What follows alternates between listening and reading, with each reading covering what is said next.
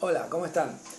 Les doy la bienvenida a un nuevo video que en este caso abre una nueva sección que vamos a inaugurar, que es la lectura e interpretación de textos clásicos de la filosofía, de breves textos. No vamos a tratar de no hacer videos demasiado extensos.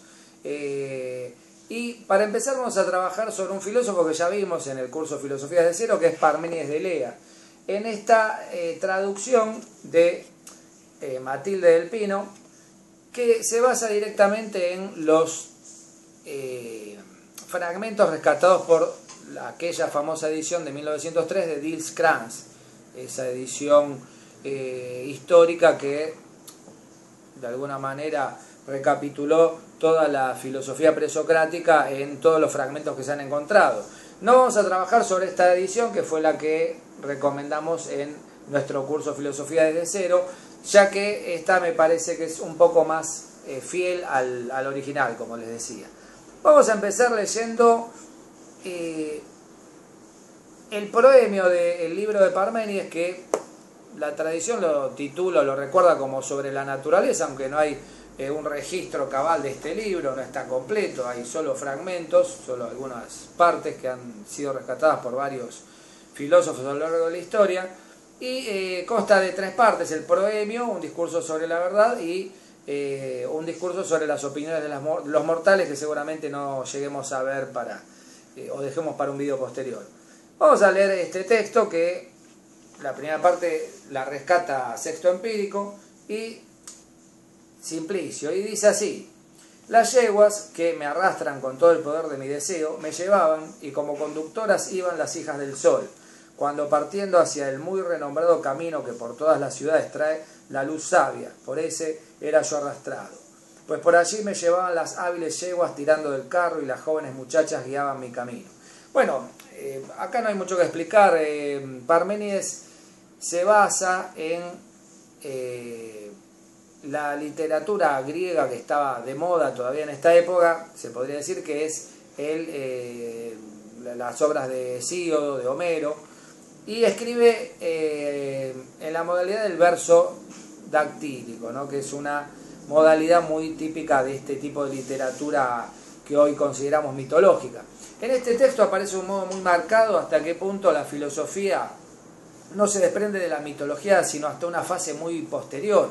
Yo diría que hasta Aristóteles la filosofía no logra desprenderse completamente de la mitología, casi como que hay un discurso común entre las dos instancias, ¿no? Sin embargo, en el texto de Parménides empieza de un modo muy mitológico y después pasa a un discurso que se podría considerar netamente filosófico, más racional. Sigo leyendo: el eje brillante en el medio, las ruedas del carro acelerado por las 2 ruedas de cada lado girando, lanzaba un agudo silbido de flauta. Y las hijas del sol, abandonando la casa de la noche, se apresuraban a llevarme hacia la luz y apartaban los velos de la cara con sus manos. Allí las puertas de los caminos de la noche y del día están con el dintel que tienen y su umbral de piedra. Se elevan en el éter y se cierran con grandes hojas, de las que la diosa, de los muchos castigos, tiene cerrojos alternos. A ella abordaron las ninfas con dulces palabras. La persuadieron de hábil manera para que quitara pronto de las puertas el cerrojo reforzado de fragor. Hicieron estas una abertura inmensa, desplegando las jambas labradas de bronce, girándolas la una tras la otra sobre sus goznes, bien ajustadas por traviesas y bisagras. Atravesando por allí rectamente por el camino, las jóvenes mantenían el carro y las yeguas, y la diosa me acogió benévola y con su mano tomó mi mano derecha, y de este modo me dirigió la palabra y me dijo. Bueno, toda esta introducción, muy, como decía, muy mitológica, habla de la noche y el día, son deidades, digamos, que son bastante características en la mitología griega y que aparecen en las obras de Hesíodo y Homero. Habla de una diosa que es la que le va a revelar a Parménides la verdad. Fíjense qué curioso, él no dice esta verdad yo la sé por un criterio racional o porque llegué por una elaboración del puro pensamiento, sino que recurre a una diosa para justificar o fundamentar su hallazgo filosófico. Todavía la filosofía está en su infancia, no está desprovista de ese lenguaje característico de lo mitológico. Y acá empieza, como decía, el discurso de la verdad, que dice lo siguiente: Oh joven, acompañado de inmortales cocheros y de yeguas que te traen, esto dice la diosa, ¿no? Al llegar a nuestra casa te saludo, puesto que no es un infortunado destino el que te impulsó a andar este camino, pues en verdad está fuera del paso de los hombres, sino Temis y Dike. Bueno, acá todavía menciona algunas deidades o personajes mitológicos como Temis. Voy a recurrir al Diccionario de Mitología Mundial de Rafael Fontán Barreiro, un libro que también recomiendo mucho para trabajar sobre todo esta primera etapa de la filosofía griega, que es un diccionario de la mitología de todas las religiones y tradiciones del mundo. Y Temis, que es mencionada acá, es la hija del cielo y de la tierra, esposa de Zeus, con el que tuvo las horas y las parcas. También se la consideraba hija del sol. Otra versión la hace madre de las Hespérides. Personificaba el sentido de la justicia y por ello presidía las asambleas del pueblo. Bueno, este es un dato importante, y que también de alguna manera está asociado a la justicia o a la necesidad, es decir, aquello que es justo por naturaleza, se podría decir, más allá incluso de la justicia de los hombres, la justicia humana. Continúa el texto. Y veo necesario que conozcas todas las cosas, tanto el corazón inquebrantable de la verdad, de hermoso círculo, como las opiniones de los mortales, para las cuales no hay garantía de verdad. Bueno, acá Parménides va a abrir tres vías, según algunos, que es la vía de la verdad, que es la vía del ser, la vía de la no verdad, de la que ni siquiera se puede hablar, que es la del no ser, y la vía de la opinión de los mortales, de la doxa, se podría decir, que es aquello que él, si bien lo menciona y lo comenta extensamente en la última parte del libro, no le da importancia, es algo que simplemente para él no tiene valor de verdad. Pero aprende tú, no obstante, también estas, es decir, las opiniones de los mortales. Porque es preciso que todas las cosas aparentes que a través del todo penetran todas las cosas existan en el nivel de la opinión. Es decir, la opinión sería algo así como un mal necesario. Y el filósofo es aquel que viene a corregir las opiniones falsas de los mortales. El resto del texto, que lo rescatan otros como Proclo, Plotino, los voy a ir mencionando. Proclo rescata en su física, en su Intima Eum, y Simplicio en su física, este texto que dice: Ea, pues yo te diré, y tú acoge mi palabra, tras haberla escuchado, cuáles son los únicos caminos de investigación que se pueden pensar. Y esto es lo más importante del texto, la parte fundamental. El uno, el primer camino, que es y que no es posible que no sea. Y el otro, que no es y que es necesario que no sea. Camino que te digo está totalmente repleto de ignorancia, pues no podrías conocer lo que no es, ya que no es posible, ni podrías expresarlo. Algunas traducciones, por ejemplo, esta traducción que también había recomendado en algún momento, dicen que el ser es y el no ser no es y no puede ser. O hay distintas maneras de traducirlo. Algunos traducen en vez de ser ente, que sería decir lo que es, pero en una sola palabra. Acá la traducción que rescata Matilde del Pino, que es justamente la que se basa más textualmente en Diels-Krantz, en los fragmentos de los presocráticos de Diels-Krantz, dice el uno que es y que no es posible que no sea. O sea, utiliza una forma verbal del verbo ser, no el infinitivo, que sería decir el ser. No le da sustancia, sino que lo mantiene como verbo, como algo activo, lo cual le da un color distinto a la cosa. Una cosa es hablar del ser, con mayúscula, que es casi como hablar de Dios, y otra cosa es hablar del decir que es y que no es posible que no sea. No algo, sino el ser mismo, parece una tautología, ¿no? Hay una especie de confusión en este texto, y quizá hecha adrede, entre el aspecto predicativo y el existencial del verbo ser.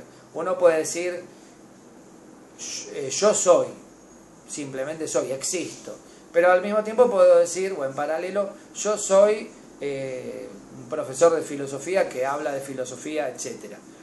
Y estoy en tal lugar, etc. Es decir, puede funcionar como predicado, como en este último caso, o como algo que le da sustancia a ese sujeto, lo convierte en sujeto más allá de sus propios predicados. Bueno, queda establecida esta distinción entre lo que es y lo que no es, Y él dice, de lo que no es, no se puede ni pensar, ni siquiera hablar, no se puede expresarlo. Plotino rescata, y acá se ubica en este punto, quizá algo arbitrariamente, este fragmento, dice algo que también va a crear una larga tradición en la filosofía. Pues lo mismo es pensar y ser. Tan tardíamente como en el siglo XIX, Hegel, el filósofo alemán, va a decir todo lo real es racional y todo lo racional es real, casi como parafraseando este aforismo, se podría decir. Pues lo mismo es pensar y ser. Hay una equivalencia, pareciera que perfecta, entre el ámbito del pensar y del ser. Descartes también va a decir, en el siglo XVII, pienso, luego soy. También equiparando el ámbito del pensar, del nous y del ser. El verbo ser en griego es einai. Bueno, rescata Clemente de Alejandría estos otros párrafos que dicen, estos versos mejor dicho, observa sin embargo que cosas ausentes están firmemente presentes para la mente, pues no impedirás al ser de mantenerse siendo, ni que esté disperso por todas partes a lo ancho del cosmos, ni que esté bien unido. Hay en Parménides la idea de que el ser es homogéneo, está igualmente repartido de manera equitativa por todas partes, ¿no? Acá subsiste un poco la idea de la democracia griega, se podría decir, pero en el plano del ontológico.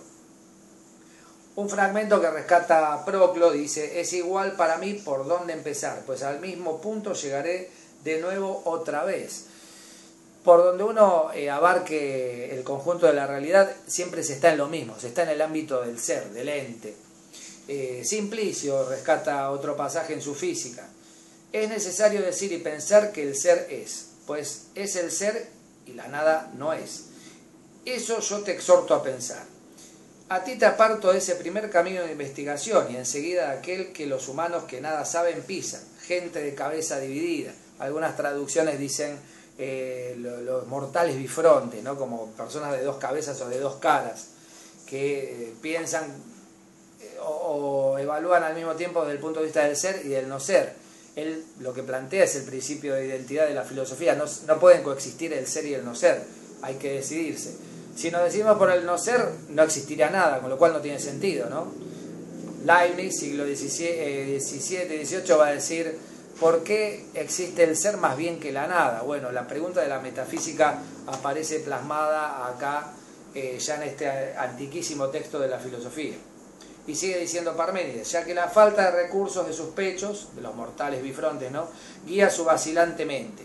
Ellos marchan sordos y al mismo tiempo ciegos, llenos de estupor, raza sin juicio.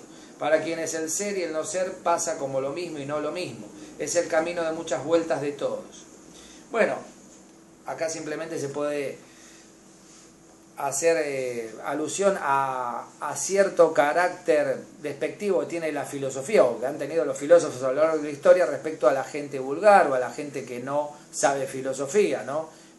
Kierkegaard va a hablar en el siglo XIX de el público como la gente ignorante que no accede al pensamiento elaborado, incluso a la fe, y Nietzsche va a ser más tajante todavía, va a hablar de la canalla, ¿no? Va a decir que la canalla, digamos la gente vulgar, pero en el sentido más bajo del término y más despectivo, no tiene acceso a la verdad filosófica. Esto aparece ya en Parménides, fíjense, ¿no? Siglo VI antes de Cristo. Bueno, y nunca prevalecerá eso que del no ser sea, sino que aparta todo el pensamiento de ese camino de investigación, ni te fuerce por este camino la costumbre de larga experiencia, de dirigir unos ojos que no ven y un oído que retumba y la lengua, sino juzga con tu razón el argumento muy debatido que te he formulado. Bueno, más o menos sigue dando vueltas alrededor de lo mismo. Sigue el texto, vamos a leer un poco más. Y del camino ya solo queda un solo relato. ¿Qué es? ¿Qué es? Y para este hay muchísimas señales de que lo que es no engendrado e imperecedero, pues es íntegro, inmóvil e infinito, ni fue ni será, pues es ahora todo al mismo tiempo, uno solo continuo. Y acá ya empieza a hablar del ente tal como él lo concibe con sus detalles, ¿no? ¿Qué nacimiento vas a darle?, dice. ¿Cómo y por dónde habría aumentado? La totalidad de lo real, ¿no? Y no te dejaré que digas, es muy taxativo Parménides, o pienses por lo que no es, pues no es decible ni pensable que no es. Es decir, esto es un principio que en filosofía se denomina ex nihilo nihil fit, en latín, que quiere decir de la nada nada surge. Parménides está diciendo, el ser no puede venir de la nada, porque ¿cómo la nada va a engendrar el ser? Sin embargo, en la tradición cristiana esto va a ser posible por la obra y la voluntad divina, ¿no? Por el amor de Dios. Bueno, los griegos no creen en Dios en el sentido cristiano. Ellos dicen, el ser no puede venir de la nada. ¿Y qué necesidad lo habría empujado a nacer después o antes, comenzando de la nada? O sea, ¿por qué va a empezar en un momento determinado? Así es necesario que exista absolutamente o que en absoluto exista. Y nunca ninguna fuerza digna de fe dirá que, a partir de lo que no es, algo se produce junto a ello. Por lo cual, ni nacer ni morir le dejó ni qué. Ahí vuelve a mencionar esta deidad. Soltándole las cadenas, sino que lo mantiene aferrado. La decisión sobre estas cosas está en este dilema: ¿existe o no existe? Bueno, es un poco repetitivo Parménides, pero yo creo que él nos quiere convencer de decir, ni siquiera lo piensen, no es posible que el ser no sea o que el no ser sea de algún modo, o sea, no se puede ni hablar de la nada. La decisión sobre estas cosas está en este dilema, ¿existe o no existe? Se ha decidido, como necesario, abandonar el camino que ni se puede pensar ni hablar, pues no es el verdadero camino, de modo que queda el otro y que es el real. ¿Cómo el ser podría ser después? ¿Cómo el ser podría morir después? Es decir, si se acabara el ser algún día, el universo, ¿cómo podría después volverse a la nada? ¿Y cómo podría haber un ser después del ser? O sea, es el mismo ser, continúa, hay un continuo, ¿no? Este planteo se lo va a hacer Spinoza cuando se plantea en la ética cómo puede haber dos sustancias, ¿no? Dos sustancias sería la totalidad del ser. Hay una sola totalidad del ser, no podés pensar dos totalidades para el ser o dos seres viviendo en paralelo o coexistiendo. Hay un ser, después todo lo demás forma parte de ese ser. Bueno, Spinoza le llama la sustancia. Ya hablaremos de Spinoza dentro de algún tiempo. Sigue dando vueltas Parménides alrededor de lo mismo, pues si nació no es, ni tampoco es si va a ser alguna vez. Así el nacimiento se apaga y muda está la destrucción, y no es divisible, puesto que todo entero es el mismo. Ni es por ninguna parte más, ni lo que impediría que él fuera continuo, ni es menos por alguna parte, sino que entero está lleno de ser. Por lo que es todo entero continuo, pues ser con ser es vecino. Bueno, un poco lo que decíamos, ¿no?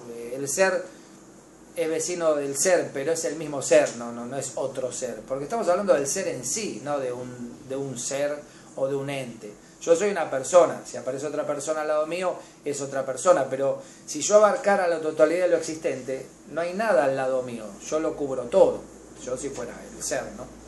Bueno, Dios sería eso. Y está inmóvil en los límites de fuertes lazos, sin comienzo ni cese, que nacimiento y muerte rebotados salieron muy lejos, pues una fe verdadera los apartó.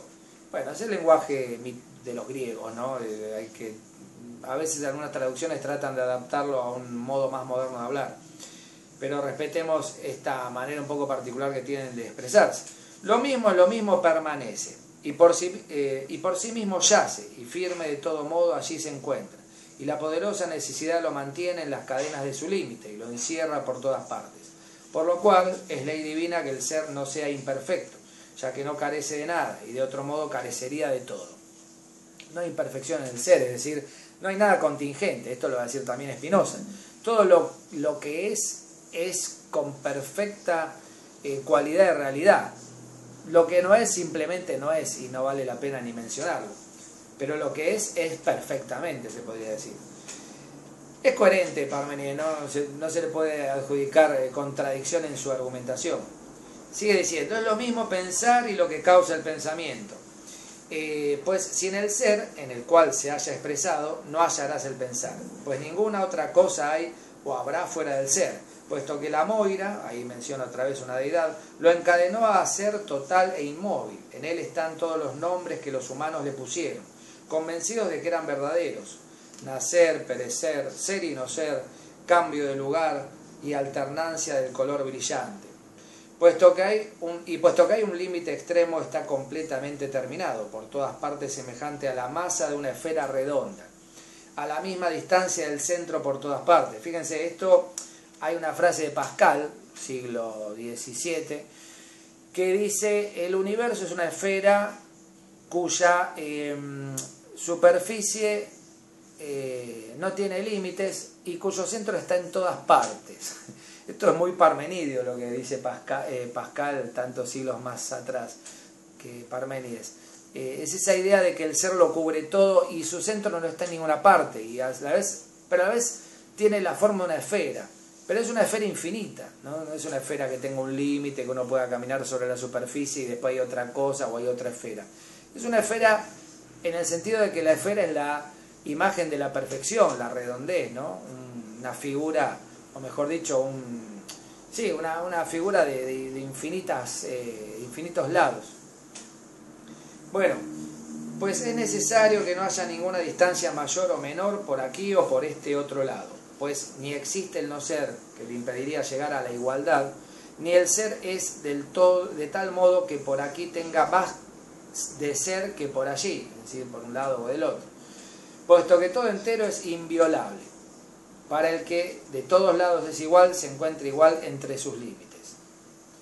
Y acá ya empezaría el discurso sobre las opiniones de los mortales, que son otras 4 páginas, pero que no vamos a leer porque se torna un poco extenso y repite un poco más de lo mismo. Ahí aparece un poco una cosmología de Parménides también, una especie de visión del universo. Pero bueno, lo que se podría explicar o ahondar sobre Parménides está expresado también en el video que pueden encontrar en el curso Filosofía desde cero. Acá lo que más me interesaba era leerles el texto, darles una pequeña muestra de lo que es el modo de escribir de un filósofo griego muy antiguo, de un presocrático, que va a ser un modo muy particular que no vamos a encontrar ni en los diálogos de Platón ni en la sistematicidad de un Aristóteles, que nos quedan sus clases más que nada. Y me parece interesante para introducirnos a este fascinante mundo de los textos filosóficos que hay que en algún momento abordar, ¿no? Hay que animarse y entrarle a la filosofía, como se dice, por sus textos clásicos, sus textos originales. Espero les haya resultado interesante el video y nos vemos próximamente para seguir ahondando en otros autores y otros escritos. Gracias.